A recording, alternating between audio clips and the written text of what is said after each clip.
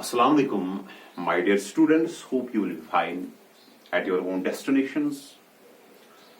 Dear students, we are discussing reproductive biology.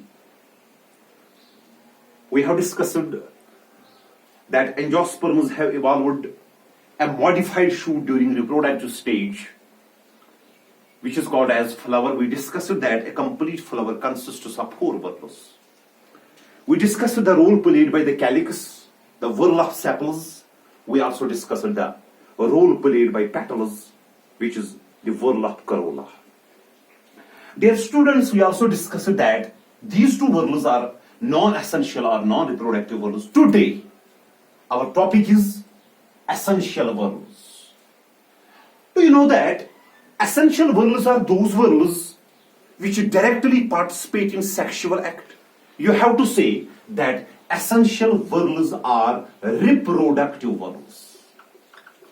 These whorls directly take part in sexual reproduction. These are reproductive whorls.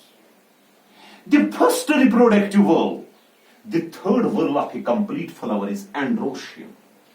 But Androecium is etymologically derived from the word Androecium, which means man's house. Hence, you have to say that Androecium is male reproductive whorl.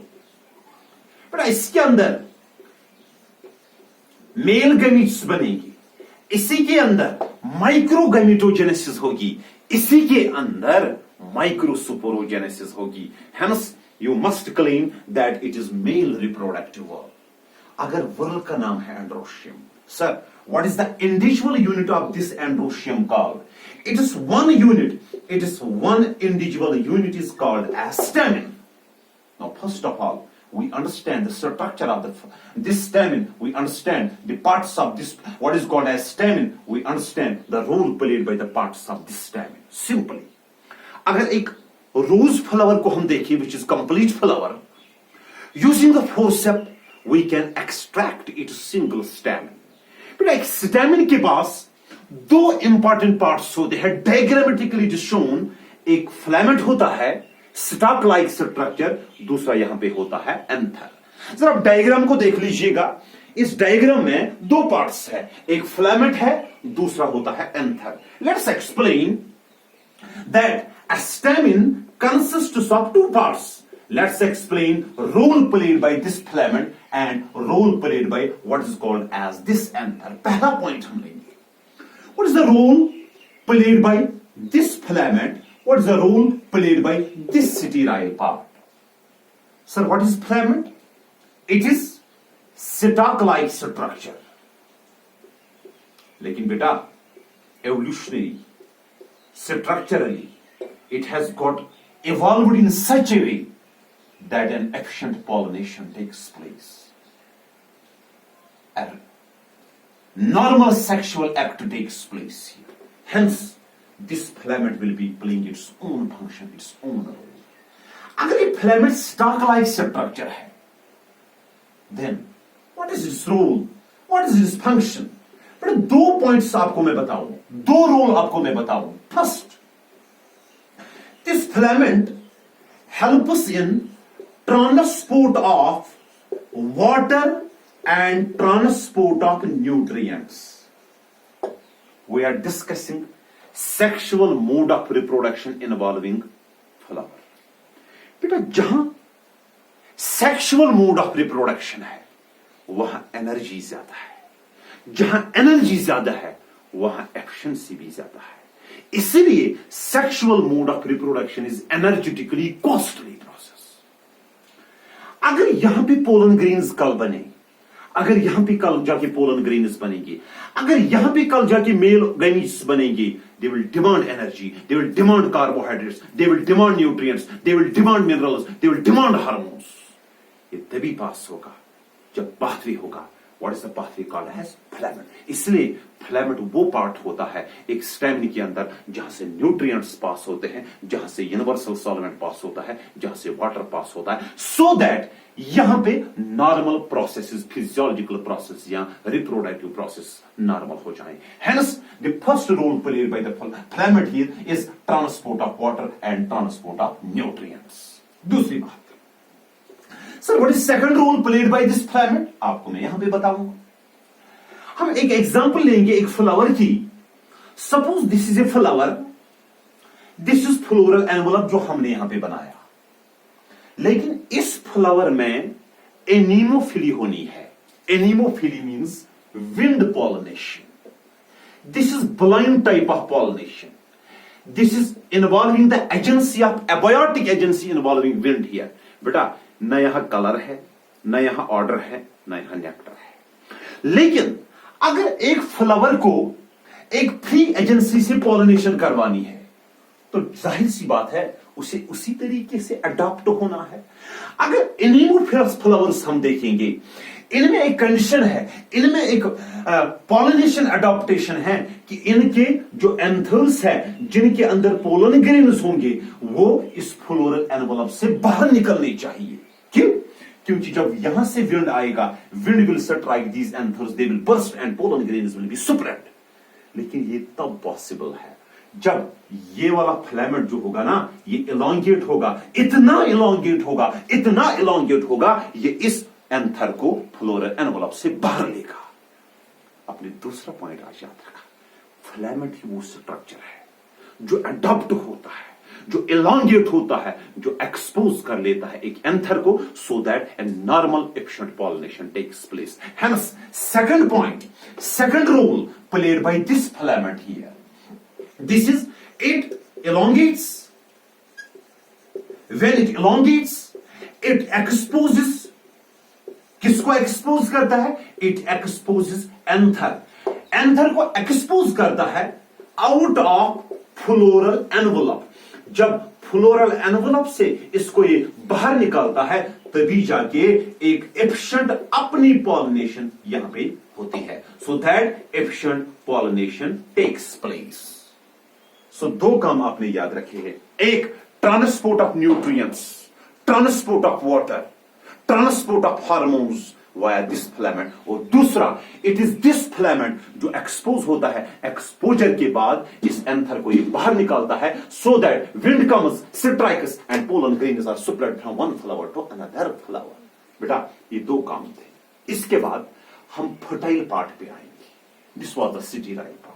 Doesn't involve directly in sporogenesis. इसका काम होता है इसको support करना, न कि fertile cell बनाना. इसलिए सिटीराइल tissue होता है, सिटीराइल पार्ट होता है. बेटा दूसरा पार्ट होता है दैट इज एंथर. एंथर को एक्सप्लेन करने से पहले मैं आपको एक इंपॉर्टेंट पॉइंट यहां पे बताऊं, particularly the students for preparing for the NEET exams. बेटा हम एंजियोस्पर्म्स पढ़ रहे हैं. Angiosperms are highly advanced group of kingdom Plantae. उन्होंने वाटर के ट्रांसपोर्ट के लिए एक कॉम्प्लेक्स परमानेंट डेड टिश्यू को इवॉल्व किया. This dead tissue is xylem, derived from the Greek word xylos means wood. ये जाइलम जो होता है, जाइलम के पास दो स्ट्रक्चर्स है एंजियोस्पर्म्स में जहां से वाटर ट्रांसपोर्ट होता है. एक जो जिम्स के पास भी है और टेरिडोफाइट्स के पास भी है. These are spindle like structures with pointed ends. These are less efficient. These are tracheids. ये हर किसी के पास है जिसके पास वेस्कुलर सिस्टम है. लेकिन they evolved one of the important structure. This important structure is pipe-like structures with wide lumen, efficient, advanced. Those are called as vessels. So इनके पास tracheids के अलावा वेसल्स है वाटर मूवमेंट के लिए. लेकिन एंजियोस्पर्म्स में कुछ ऐसे लीनिएजेस है, कुछ ऐसे ग्रुप्स है जिन्होंने इस वेसल को इवॉल्व नहीं किया है. कुछ ऐसे भी जिम्नोस्पर्म्स में ग्रुप्स है जिन्होंने वेसल को इवॉल्व किया है. One example is Gnetum. This order is called as Gnetales. लेकिन एंजियोस्पर्म्स में जिनका कैरेक्टर है वेसल बनाना, उनमें भी ऐसी कुछ ग्रुप्स है, कुछ फैमिलीज है जिन फैमिलीज ने इस वेसल को इवॉल्व नहीं किया। 3 फैमिलीज आप याद रखिएगा, एक ट्रोकोडेंड्रेसी, दूसरा वेंटरेसी, थर्ड टेट्रासेंट्रेसी। टीवीटर का नाम याद आपको है, टीवीटर वर्ड आपने सुन लिया है, इस टीवीटर को हम शॉर्टकट करेंगे TWT। ट्रोकोडेंड्रेसी, विंटरेसी और टेट्रासेंट्रेसी ऐसी प्लांट एंजियोस्पर्म फैमिलीज है जिनके पास वेसल्स क्या है, एब्सेंट है। सो बेटा ये पहला पार्ट था, this was the structure, first basal part of this what is called as the stamen here, this was called as filament here. Coming to the next part of this stamen here, this is apical part, this is fertile part, this is called as anther. So I will say anther is apical part. Second, this anther is fertile part. अगर आप diagram देखेंगे, you observe कितने lobes नजर आते हैं, 2। So we will say an anther is normally bilobed. Angiosperms में anther के पास 2 लोब्स होते हैं। अगर 2 लोब्स होंगे, you must say as a student of this reproductive biology, you have to say that anther is bithecous. एक anther बाइथिकस होता है। अगर इस बाइथिकस एंथर को अंदर जाके हम देखें, we go for the histological examination, we go for the tissue examination, हम देखें यहां पे एक पोलन सैक होता है, एक चैम्बर होता है जिसके अंदर एक्चुअल पोलन ग्रेन बनते हैं। यहां पे दूसरा होता है, कितने आए, 2, यहां पे थर्ड वन और यहां पे 4th पोलन सैक। जरा बेटा मुझे बताइए, एक बाइथिकस एंथर के पास कितने पोलन चैम्बर्स होते हैं? 4 पोलन चैम्बर्स होते हैं। इनको हम कहते हैं 4 पोलन सैक्स। इन पोलन सैक्स का दूसरा नाम है microsporangia. Microsporangia. Word micro is used for the male world. Mega is used for the female world. जहां माइक्रो है वहां माइक्रोगैमीट है, जहां मेगा है वहां मेगा गैमीट है, जहां माइक्रोगैमीट है वहां स्मॉल गैमीट है, जहां स्मॉल गैमीट है वो मेल गैमीट है, जहां मेल गैमीट है वो एक्टिव होता है। It has to swim, it has to move, it has to run. So hence आपने याद रखा है एंथर वो फर्टाइल पार्ट होता है जिसके पास 2 लोब्स होते हैं। इस एंथर के अंदर 4 पोलन सैकस होते हैं, एक लोब के पास 2, दूसरे लोब के पास 2, that means 4 pollen sacs. You must claim ये एंथर जो होता है, this is tetrasporangiate. Tomorrow I will ask you कि एक एंथर के पास कितने pollen sac? Sir tetrasporangiate, 4 pollen sacs होते हैं। इन्हीं पोलन सैक्स के अंदर एक्चुअल पोलन ग्रेन्स बनते हैं। अगेन आई विल से biology is always science of exceptions. बेटा आपने याद रखना है, एक प्लांट फैमिली ऐसी है, this is called as Malvaceae. Malvaceae एक प्लांट फैमिली है, शो फ्लावर इसके अंदर आता है। मालवा नेग्लेक्टा इसकी एग्जांपल है। आपने याद रखना बेटा, इसके अंदर जो एंथर होता है, एंथर के अंदर एक ही लोब होता है। दैट मीन्स ये बाइथिकस है? नो, अब ये मोनोथिकस है। This is monothecous. और एक example, there is a parasitic plant Arceuthobium. It is exceptional. It is parasitic. Angiosperms can be parasitic sometimes. Cascuta, Rafflesia, Arcithobium. These are examples. इसमें एक criterion है, इसमें एक प्रॉपर्टी है। एक एंथर के अंदर खाली एक पोलन सैक है, एक ही पोलन सैक है एक एंथर के। इवन की there is another example, Wolffia.